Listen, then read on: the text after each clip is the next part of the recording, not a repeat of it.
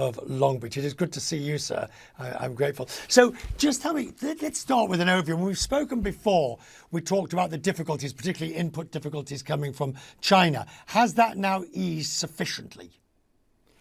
Well, thank you, Richard. First of all, it has eased. I think at least as it relates to Southern California and overall in the supply chain, we are seeing now some moderation and some semblance of normalization. So much better situation today, as you referenced right now, as of today, we have about 10 vessels that are backed up waiting to get into the San Pedro Bay complex, far better than the 109 that was a record number back in January of this year. So needless to say, that metric, vast improvement. So what changed? I mean, I know you put in new hours and I know you changed certain working practices and brought other resources, but fundamentally what else changed? Was it a slowdown of stuff arriving? Well, I think one of the things that we had a full court press with all the stakeholders and doing all we can, or all that we could, to make sure that we created velocity, we created efficiency, and substantially mitigated delays. So I think one of the things that we all have to keep in mind, this was precipitated by the COVID-19 pandemic. So when you compare what happened 2 years ago, going back to 2020, particularly the spring, and where we're at today, I think, again, vast improvement. We do have a strong economy and remains a healthy appetite by the American consumer, but I think you're going to start seeing some slowdown in the economy because we had a very hot economy that we had such a fast recovery from what we experienced in 2020.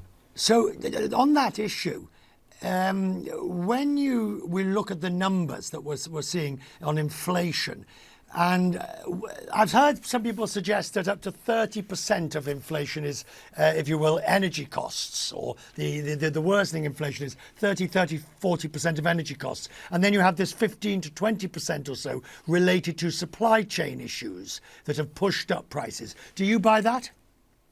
Well, first of all, international trade is a big component to our GDP. But the good news is this: number one, energy prices are going down, and number two, the cost of freight is going down. So when you look at the cost of a container that comes from China to the West Coast, we've had a 60 to 70% reduction of what that rate was early this year. So progress, metrics are improving here with regard to those two issues that you've referenced. Demand-led inflation is what people say about the US. Now, if interest rates are going up, that suggests, well, it doesn't suggest it, there will be a slowdown. You've got a port that is turbocharged at the moment as a result. Are you going to have to revise that and start slowing things off a bit?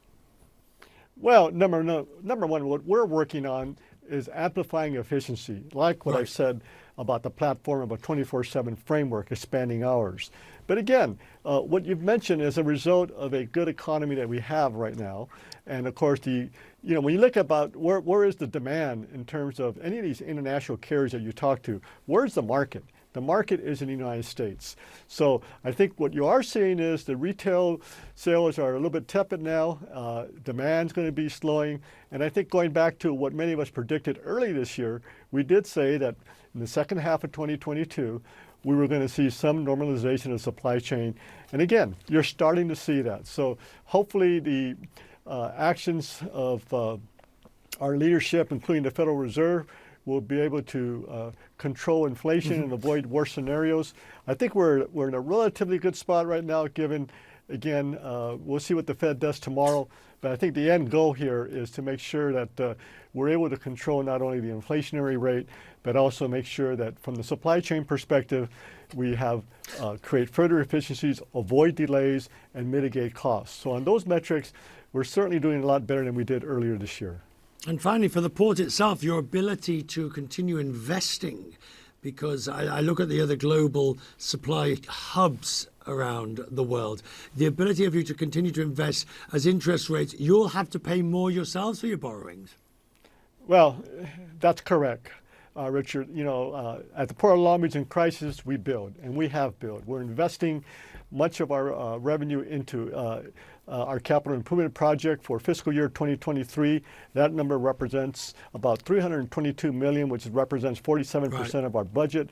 and that represented 53% of our budget last year. So we will continue to invest in infrastructure.